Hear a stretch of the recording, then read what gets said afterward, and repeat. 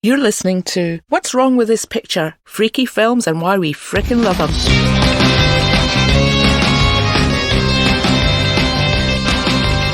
Hi, I'm Lindsay McCullough. And I'm Gary Mulholland. And in each episode of What's Wrong With This Picture, we'll be looking at a movie we think is weird and wonderful. We sometimes do include the endings where it's key to what the film is, so please be prepared for that. So anyway, buckle up and join us on a journey to dangerous cities, suburbia, and other fantasy worlds. It's going to be a wild ride.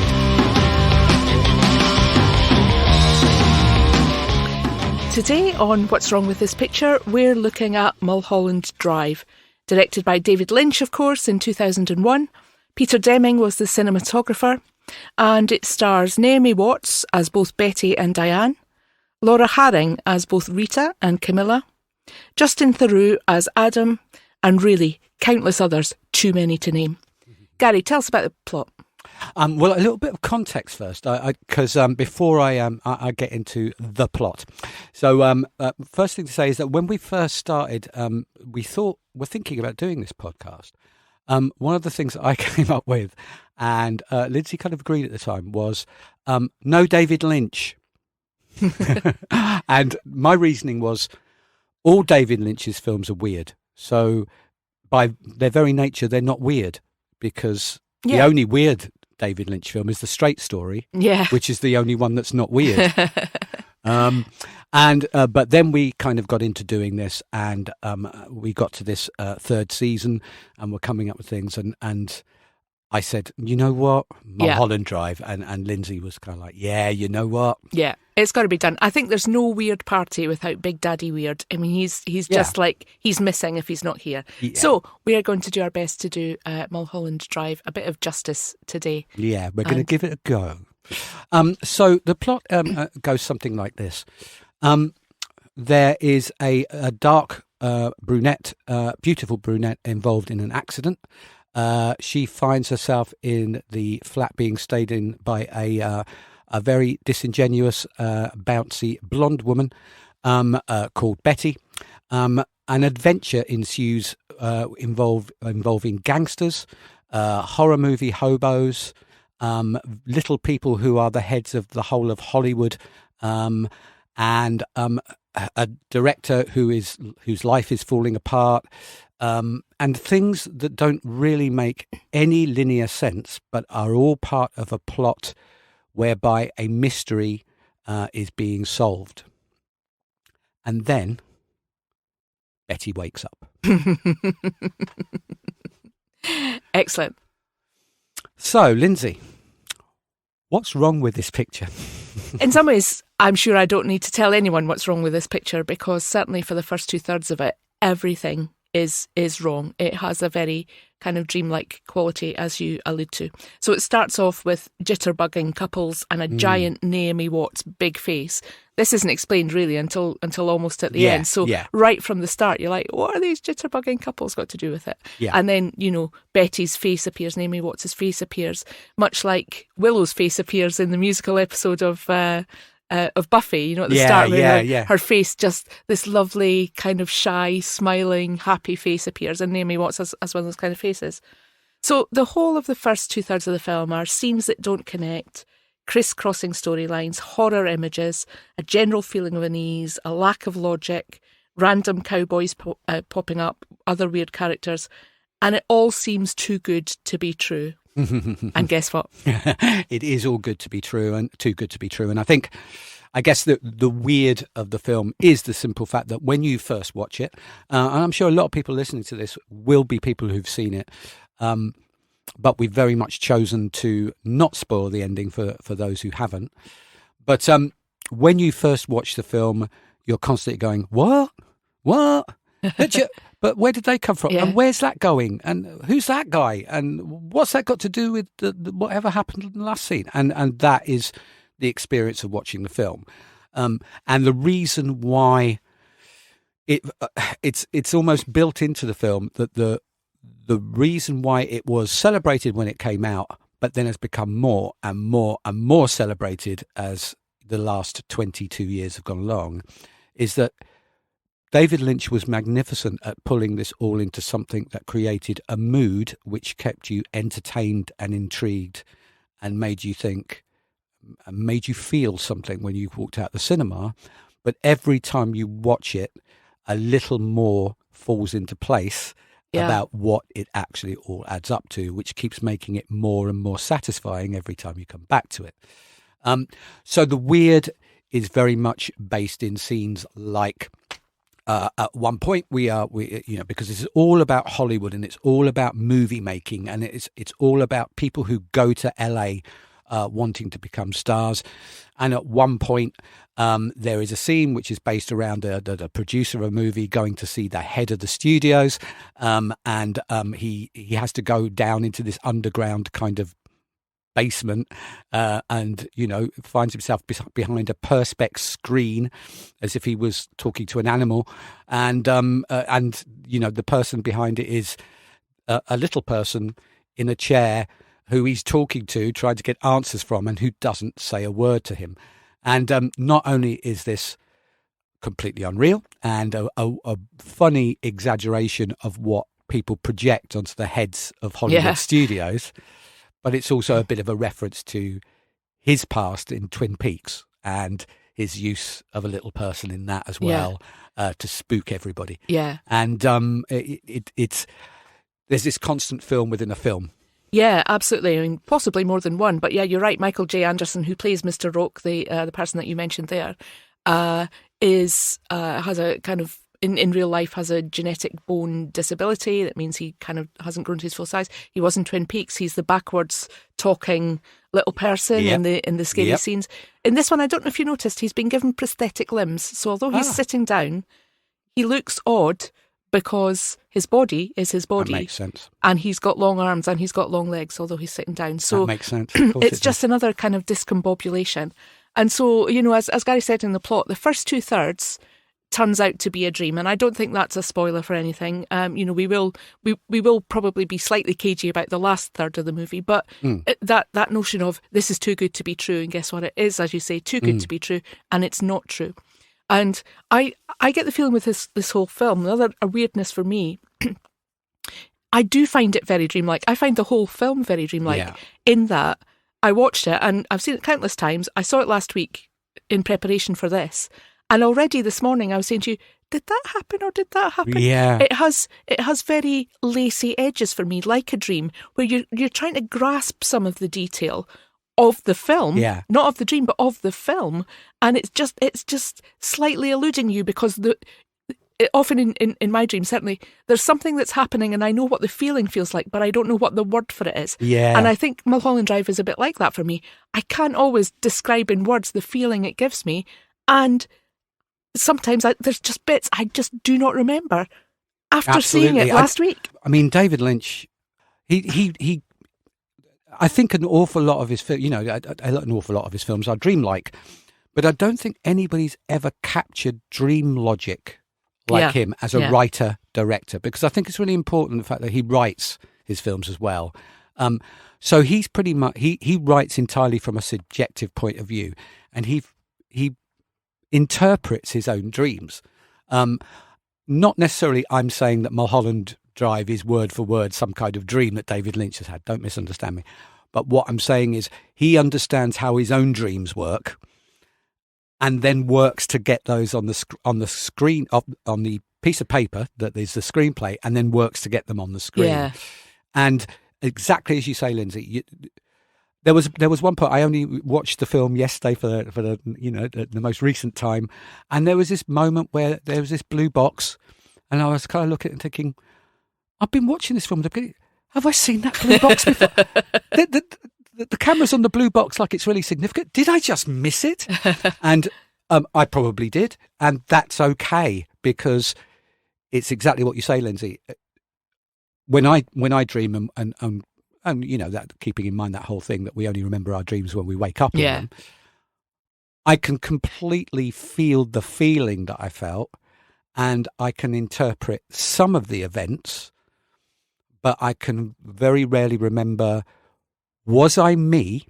Yeah. Or was I some kind of different version of me? there's often a place which is some kind of shopping mall or building, but I can't put my finger on what kind of building exactly it is. And then the events that happen within it, when I start to, sort of actually piece them together in my mind, it really is sort of something that's like, and then I was slapped by a fish and I turned into a carpet slipper, and while it's happening to me, I've been slapped by a fish and turning into a carpet slipper seemed perfectly reasonable. And as soon as I wake up, it's kind of like, I don't know, I don't understand.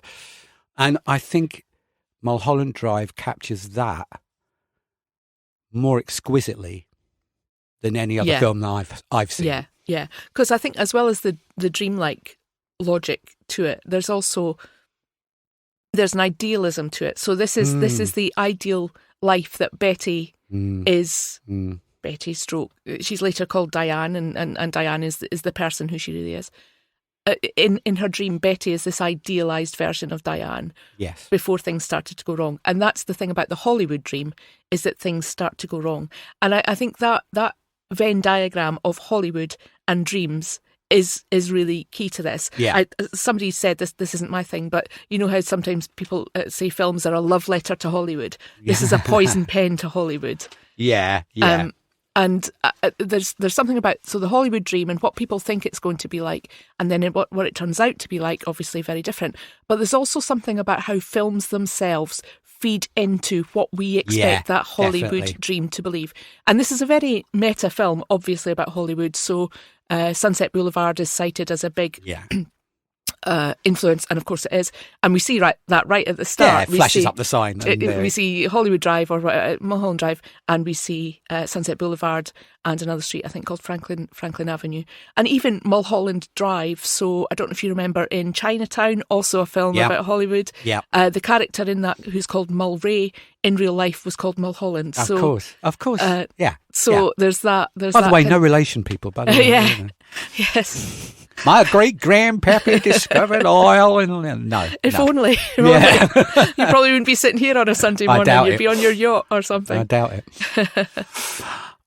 No, absolutely. Yeah, it's a film. Yeah, one of its themes, and I think there are a few, but one of its themes is films are dreams, and certainly the films that David Lynch grew up on, the Hollywood movies, the things that he and so many of us bought into and were delighted and charmed by the values and the world they presented. They're dreams. And that doesn't mean that the emotions they provoke in us aren't real. Yeah. So if you've ever had a nightmare, you can attest to that. You're frightened of something that's not real. And actually, sometimes when you try to, sometimes it is like a monster's under the bed. But actually, when you try and pin down exactly what it was in your dream that made you frightened, I can't remember what it was. Either you can't remember what it was, or it's something that's not frightening, or it's something you can't define. It's like a verb that you've never heard of. Beyond language, as you said. Yeah, absolutely. And so a film is definitely a language of its own. It both feeds our dreams and reflects our dreams, and reality sometimes has more, and sometimes a film, the great movies, the movies that impact us the most, have a greater truth than reality appears to. And I think that's part of what he's trying to say. And so the reality at the end, it's the reality, and it's a much darker thing than the dream that we've been watching for 2/3 of the film. Yeah, but it's like the dream, but the dream has a truth underlying it that perhaps means more to Diane than her reality does.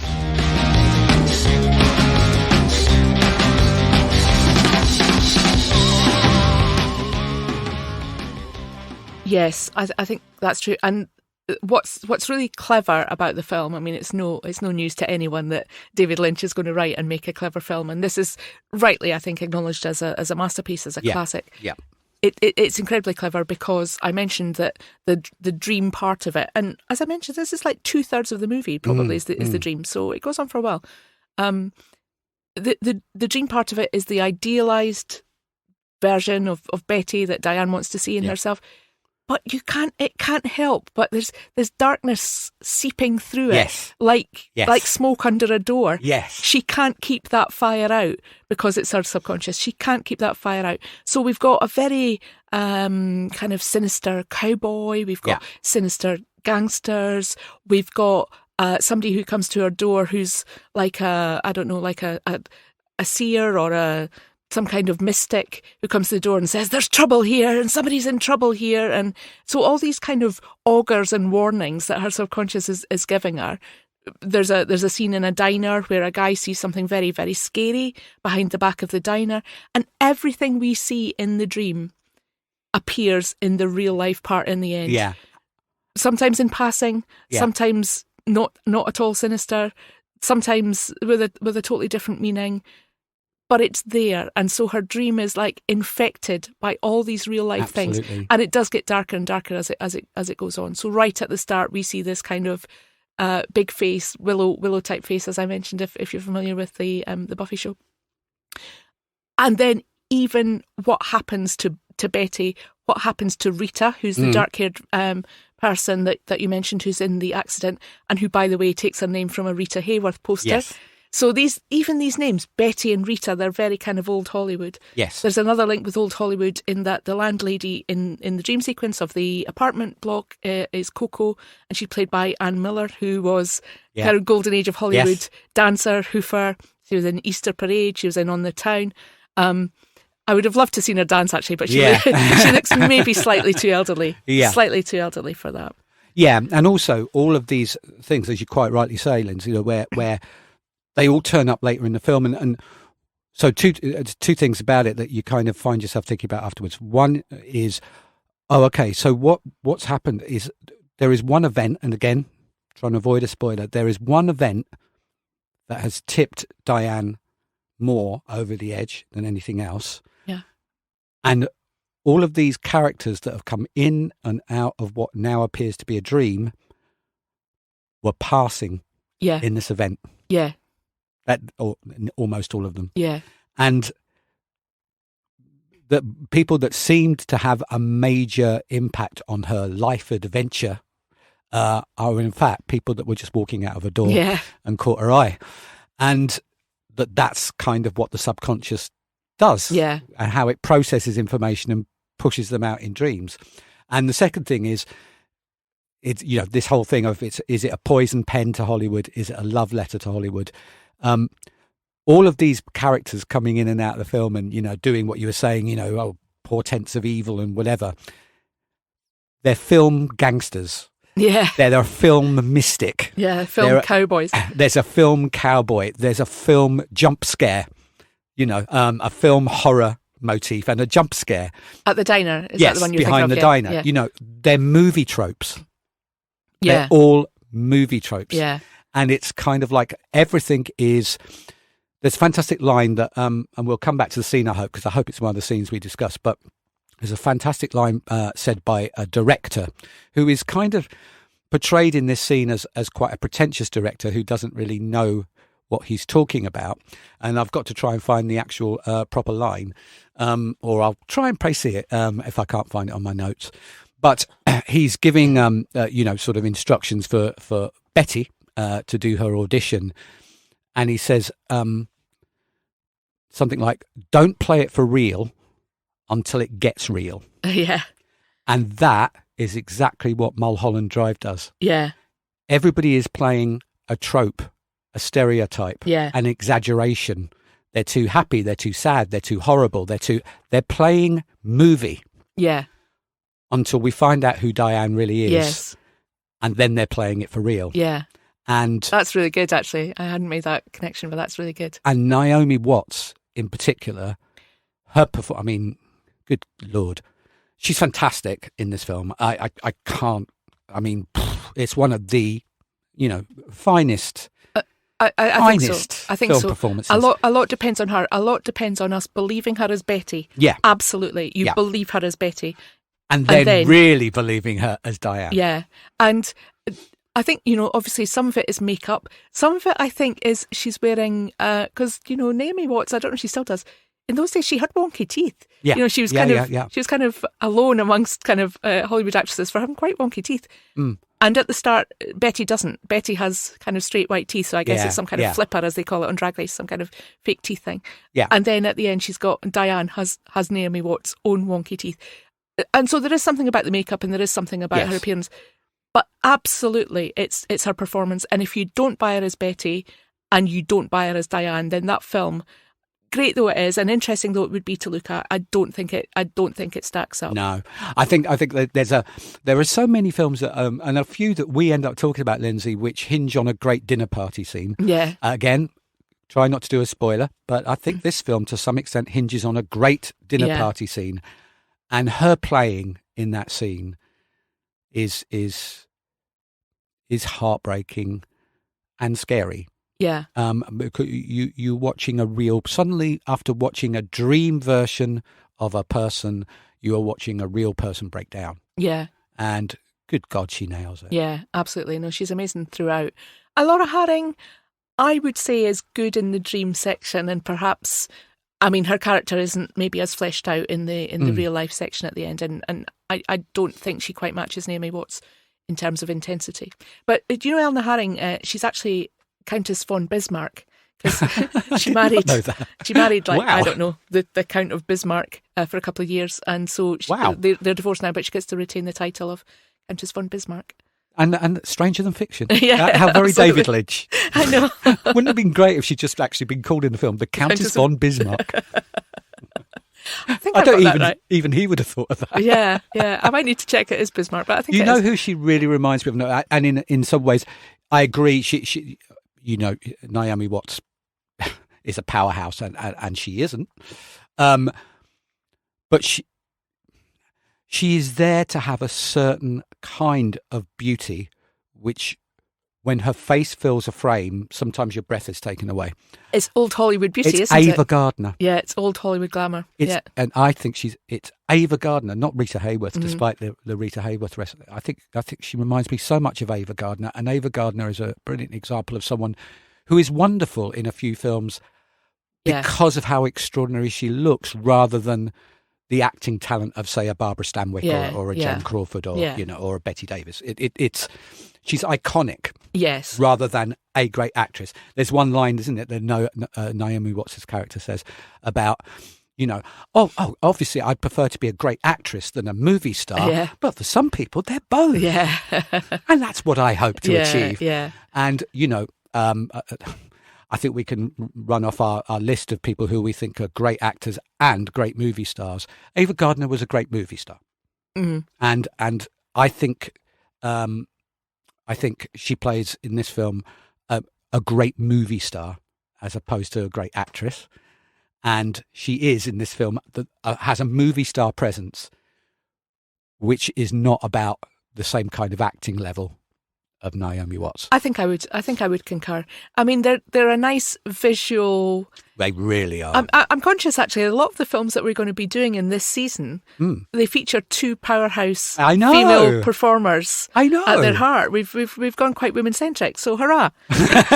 Down with boys. Well, I was going through. I mean, it's amazing you picked that up, because we picked the films and we sat and chatted it through, and then it was only yesterday, as I was watching Mulholland Drive, that I suddenly went through the list of films. And I'm not going to go through them, but they nearly all most of them hinge on a female double act at its centre, and all of them hinge on two people who dominate the whole film. Yes, absolutely, that's true. We're all seeing that kind of face.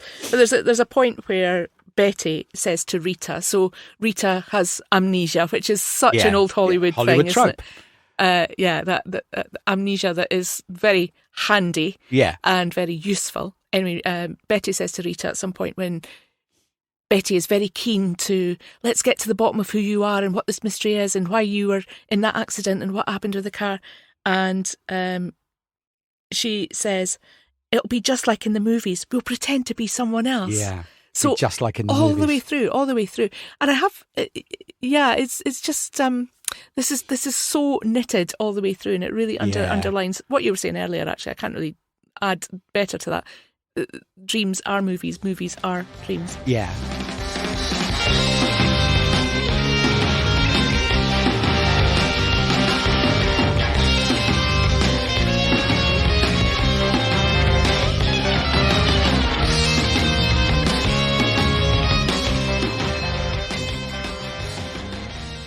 mean, it's such a visual tour de force, but the screenplay is unbelievable. It's like, how do you keep track of that? And I just don't know. I don't know, it's colour coding or like literally like that scene in It's Always Sunny where Charlie's got like the bits of string pointing different places and it really is.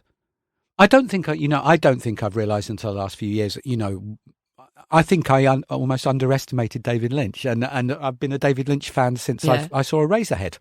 This is a long time ago. Yeah. But I think I underrated him because when I take apart Mulholland Drive and look at the screenplay before he even points a camera at anyone, I'm just thinking I don't understand how he's come up with this screenplay and made it work. It should just be a bunch of it should just be an incoherent mess. Yeah. And it's not. It ties in together perfectly, and at the very end, it all kind of crushes. It's almost like the world collapses and all of it floods in. The entire 2.5 hours you've just sat there, just all floods in, and you kind of go, oh, there, and it's almost like you can barely keep up with all the kind of and that, oh yes, and that, and that, and that, and oh, now I understand, and it's kind of like, wow. Yeah. What a piece of writing. I'm sure there are people who get to the end, and I'm sure I was one of them. Like I say, I have seen this film several times now.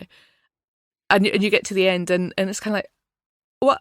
Wait, what? Though? But what? And definitely. I think first time for me, definitely. It's not a film that just invites or welcomes a second viewing. It kind of demands. Yeah. It demands several viewings, I think. Yes.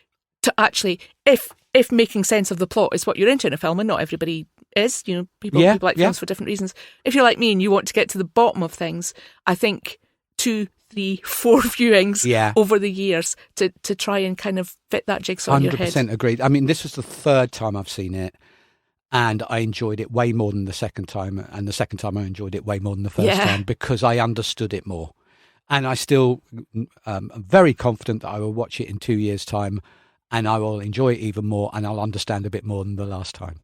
Every layer you unfold opens up another layer, and it's more profound than the last layer. Absolutely. How do you do that? So, what are some of your favourite scenes? I think okay. So let's go with number 1. I think my favourite scene in the entire movie is Club Silencio. Good one. And the reason why it's my favourite scene is because I've now seen the film 3 times, and every single time I burst into tears. I can't give it anything a bigger compliment than that. In a film which can sometimes feel like, it can sometimes feel like an intellectual exercise, but I think that's very unfair on it. It's not a film that is sentimental in any way, or is desperately trying to punch your feels buttons. For this scene to suddenly come along, he's done it a few times in his work, hasn't he? Where the only thing that works, the great place he can go to is a Torch song, and the Torch song is even better if it's not actually being sung. It's being mimed. Yeah. Lip syncing. That is an incredible scene. And so it's the singer is Rebecca Del Rio. Yeah. I think her name is. Which is a drag name, isn't it? Yeah, if ever there was one. Yeah. Well, yeah. And her sister Bianca. Yeah, exactly.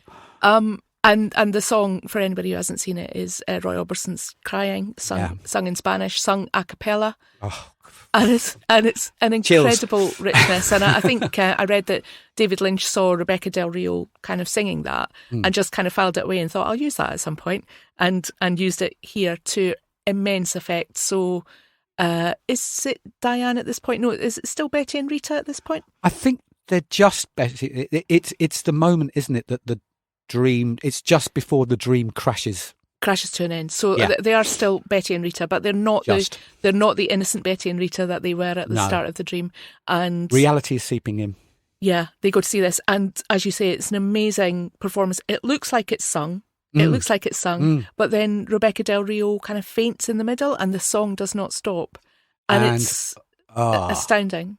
It's huge. The woman sitting on the balcony who doesn't have any job to do except right at the end. But I'm not going to say any more than that. And is she the mystic? Is she the one who was the mystic? I don't think so. Okay. But wouldn't it be great if we watched it the fourth time? I know, and found out. Hang on, she's the mystic. That'd be great. And the whole thing, the setting, which is, everybody calls it, it's Club Silencio. Well, Club Silencio looks very much like a theatre to me. I don't think it's a club at all. It's a theatre that happens to be open at 2:00 in the morning. The fact that there are a few people, they're almost like, they look like the kind of people that are sitting around watching for a sort of porn film to start in a porn cinema, kind of a bit bored, kind of a bit lonely, kind of whatever. And then they disappear once, and it's only about Betty and Rita and the singer. And of course, before that, the MC.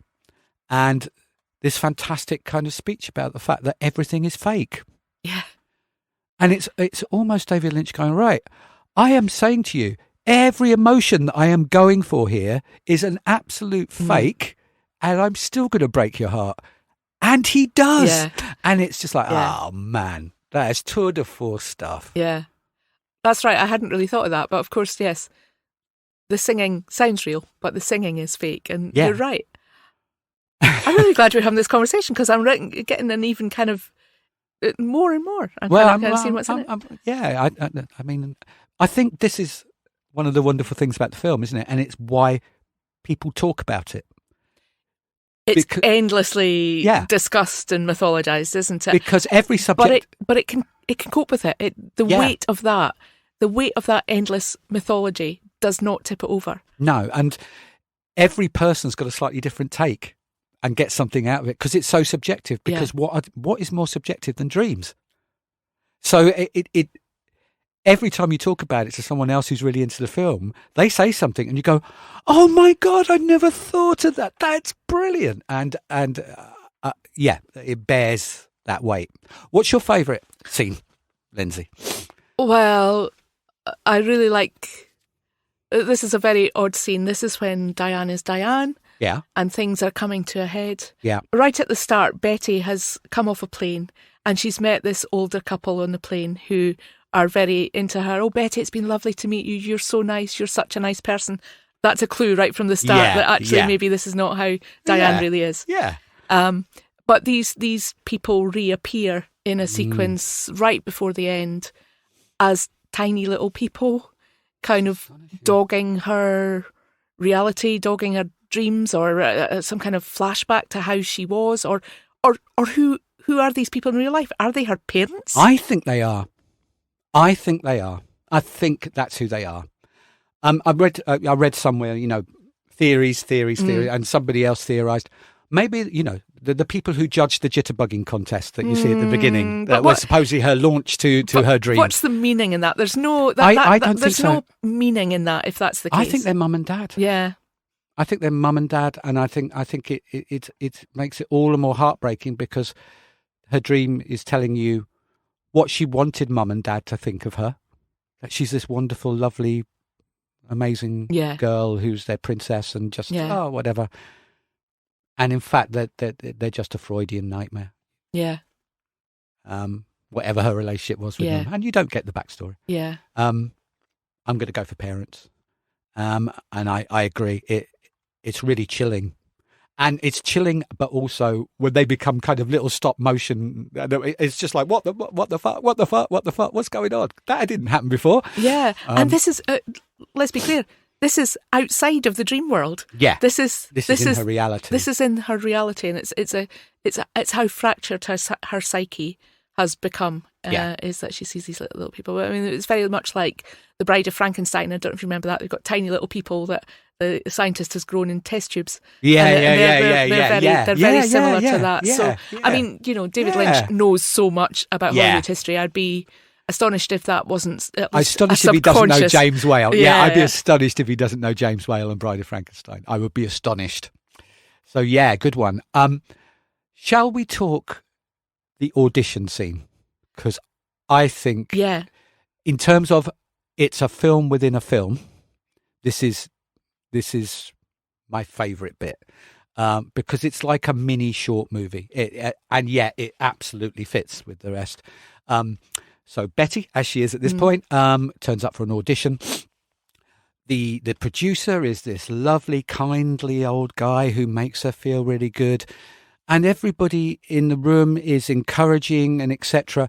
And except for the director, who's a bit kind of pretentious and sort of whatever. But the room is too small, and everybody's just a bit too fake. And immediately it has that feeling of unreality. And of course, the guy that she's got to play this sort of love scene, although it's a love gone wrong scene. Or an abuse scene because of the age difference. Or an abuse scene, is a way older guy. And he has this kind of... He isn't just a guy playing a creepy character. He's creepy. And it's that Hollywood type of creepy where the teeth are too white and that sort of arrogance of like, because I'm Hollywood and I have really white teeth, actually young women do find me irresistible and everybody thinks I'm just fantastic. And that's what makes him creepy. And so basically at first she's looking really freaked out and she starts to play the scene. And at first she's kind of like, he's kind of getting close to her and whatever. And she's kind of showing repulsion on her face. And then as they start to play out the scene, she decides to turn the table almost and actually places his hand on her ass and starts to kiss him and starts to play the scene with this really overt sexuality. And to your amazement in front of your eyes, the scene becomes absolutely charged with chemistry. And love. Yeah. So it's not just sexy, and I think Naomi Watts does incredible business here, but because so she's naive Betty, she's doing the kind of and the same words are said the second time, and it's night and day. Actually, it's day and night. Yeah. And this is so sexy, but it's also kind of love lost or a kind of an all-encompassing love, of which sex is a big part. Yeah. But it's love, and you're getting this in like a 2-minute scene. It's so incredible. It's so incredible. And big up to. Do you remember the name of the actor? I don't know his name. Isn't it? Oh. I mean, it's a apologies, mate. It's a cast of thousands, but he is great in it. And as you say, this creepiness melts away, and this vulnerability. Yeah. It doesn't come from him; it comes from her. Yeah. She gives him this vulnerability. Yeah. So it's a brilliant scene, and it just feels like, I don't know if he's showing off almost, but that he suddenly has decided to make a short film about the audition process, about someone doing a really good audition, and it's got poignancy and it's got power and it starts off creeping you out, but all the time it's letting you know this is not reality. At the same time as really tugging your emotions. And that's the trick he's trying to play with you through the whole film. This is fake, this is fake, this is fake. Why are your feelings real? That's brilliant. That's brilliant. And the other thing about that scene is this is in Betty's head. This is in Diane's head. This is what she imagines. This is how she imagines herself as a great actress, is that she can take this hackneyed script that could be one thing, but actually she's made it something else. And the whole other audition process where the director, Justin Theroux, is looking for a girl, and it could be Betty, but in fact the mafia or the mob or whatever are saying, this is the girl, this is the girl, this is the girl that you've got to cast. And so for Betty, it's kind of like, I am a great actress. For Diane, I should say, I am a great actress. I should be getting these roles, but in fact there's all these kind of background shadowy players that are standing in my way, and it's not my fault if I'm not yet a big star. That is spot on what that whole thing is about, and what it's one of the key parts of her narrative is, I failed and it wasn't me. It was forces beyond my control. It's not my lack of talent. And that's heartbreaking. And the use of that phrase, this is the girl, which is, key to what happens in the end as well. But I mean, we've made it sound very po-faced, and there is one, I guess, humorous bit in it, which is in the dream sequence. There's a kind of out of context little scene about a contract killer who's gone to kill somebody in an office, and it all kind of goes wrong. So he kills this person in the office, the gun goes off again, goes through a wall, shoots another woman who's screaming. He has to go and get this screaming woman and kill her because, like, she's been shot, although she thinks she's been stung by a bee. A cleaner with a hoover, sees him. He then has to kill the cleaner with a hoover. The hoover won't stop hoovering, so he shoots the hoover. And it's this real and then it sets off all the alarms. He sets off all the alarms while he's trying to. So it's this funny little scene that does not make sense until much later. And even then, you kind of think, okay, so what does this mean? Why is this in Betty's dream? And I think it does become clear for Diane why it's in Betty's dream at some point. Kind of. Okay, I don't think we can say too much about that because we're going to give it. No, because exactly. Yes, I love that scene. I absolutely love that scene. I think it's almost like, I don't know if David Lynch by this time was a fan of the Coen brothers. Yeah, but it's not unlike, is it? It's like a Coen brothers tribute, like all those bungled crimes in their early movies. Yeah. 5-minute short movie, like a silent comedy. Yeah. Like Coen brothers make Buster Keaton, or Buster Keaton makes the Coen brothers. Like, what's the worst crime you could commit? I just thought, if it is like this ode to old Hollywood in some ways, when you used to go to the cinema, I mean, before you and I were kind of going to the cinema, but you'd get a main feature and you'd get a B feature and you'd get a cartoon and you'd get a newsreel. It's like David Lynch has put these all in Mulholland Drive. You get everything. Exactly. All in one. You've got every B genre. Without a shadow of a doubt, you've got every B genre. It's the detectives that turn up and just stand there looking like hard-boiled detectives. Yeah, and they never do anything. And one of them is Robert Forster. And who just had his kind of re-emergence in Jackie Brown. Yeah, and he's a big name again, and he's putting a great performance in Jackie Brown. Plaudits all round. 2 years later, or however many years, 3 years later, he's in this for 30 seconds and then never reappears. No. And it's like, so these are the detectives who are maybe looking into the disappearance of what happened in this car crash, and there was a woman there, and where's the woman gone? And that, of course, turns out to be Rita. And you think, all right, this is going to be a main strand of this film. They're going to be working on the investigation at the same time as... But no. They're just never in it again. Nope.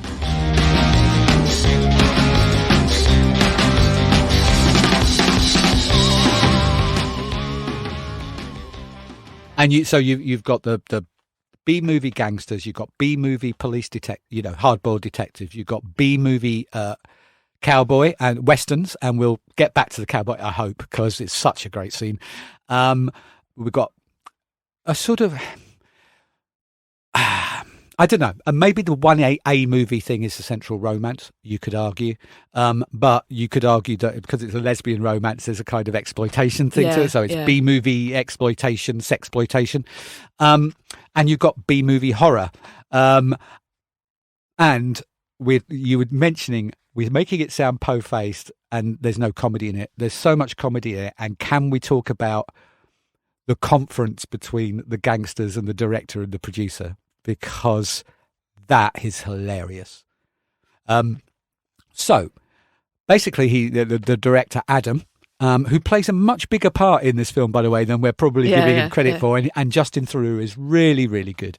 But he's got this word that he's supposed to cast, and he turns up to this conference and he's got to cast this girl, and he's there, being the tough tyro director, nobody tells me what to do, and he's got two men that are quite purely gangsters sitting opposite him, and one is played by Dan Hedaya, who is always just great value and is just essentially looking like a psycho, just staring at him with a look of wild-eyed fury, and this other guy who is like as close as Brando in the Godfather you could probably get without actually putting some wool in his mouth and whatever, and all he says is, "This is the girl," and I'm saying it at that level because he's saying it so quietly. Everybody's got what? And This scene is absolute genius. It's a brilliant parody of movie gangsters. Yeah. And finally, Dan Hedaya just ends up screaming, and he doesn't even say anything. He's just screaming, and you're just going back from the screen, going, "What the hell?" And it's a mixture of really, really malevolent violence and absolute caricature, and it's superb. It is great. I think we could talk about this all day, but I wonder if maybe we should wrap it up. We should maybe wrap it up.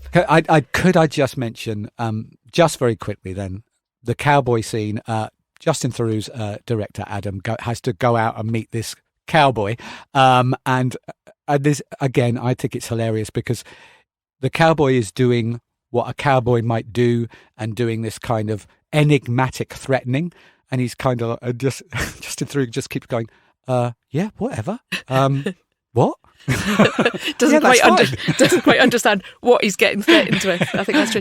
The guy who played the cowboy, unfortunately, I didn't write down his name. I don't know if you did. I can't remember his name. I didn't. But he's not a professional actor, which probably is not a shock.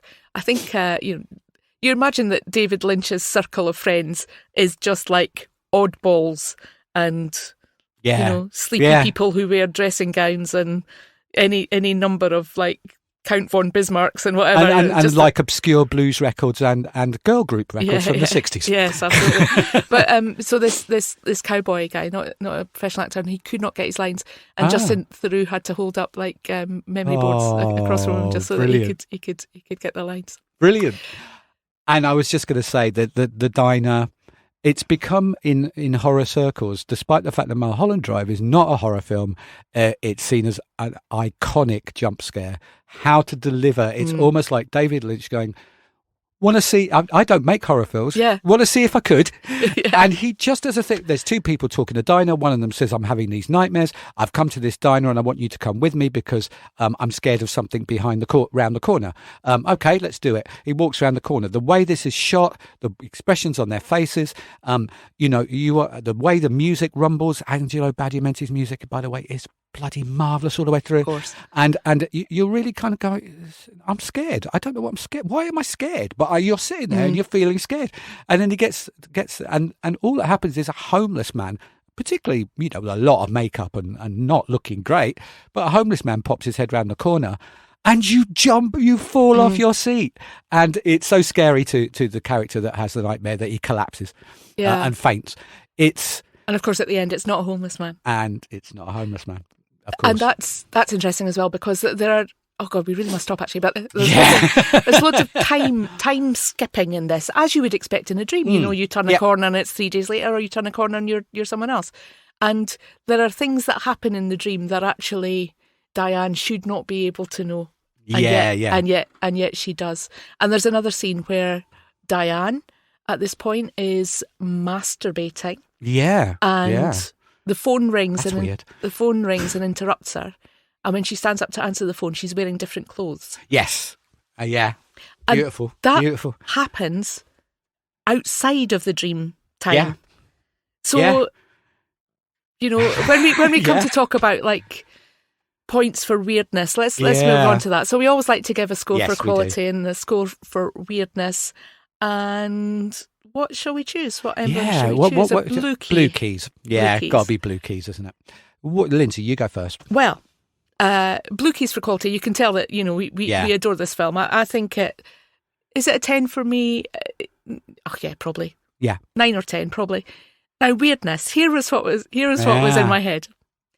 If we saw a film, and at one point it's like all of that was a dream, we'd think that's a cop out. Yeah.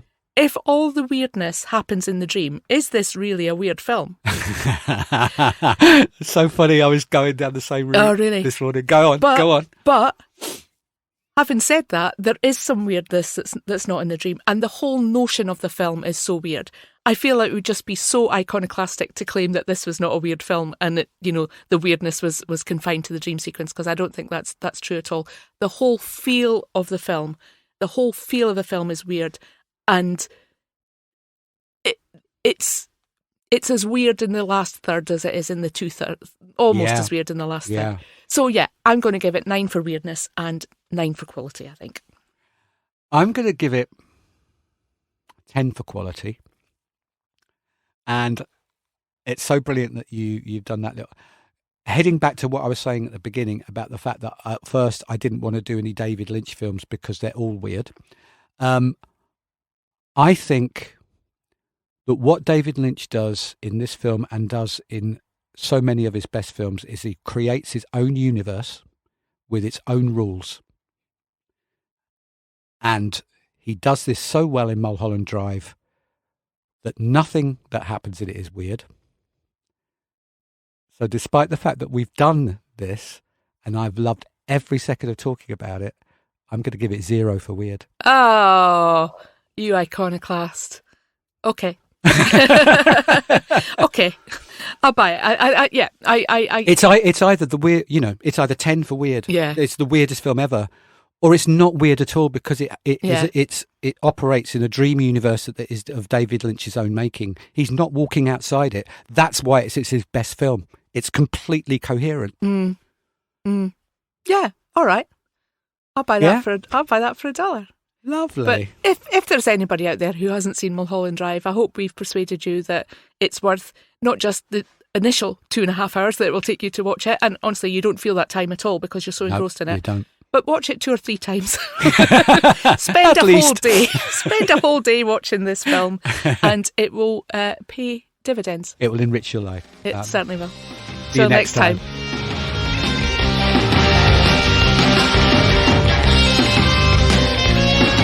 What's Wrong with This Picture is brought to you by Lindsay McCulloch and Gary Mulholland and is recorded by Russ Keffert at Audio Egg. Music composed and performed by Russ Keffert.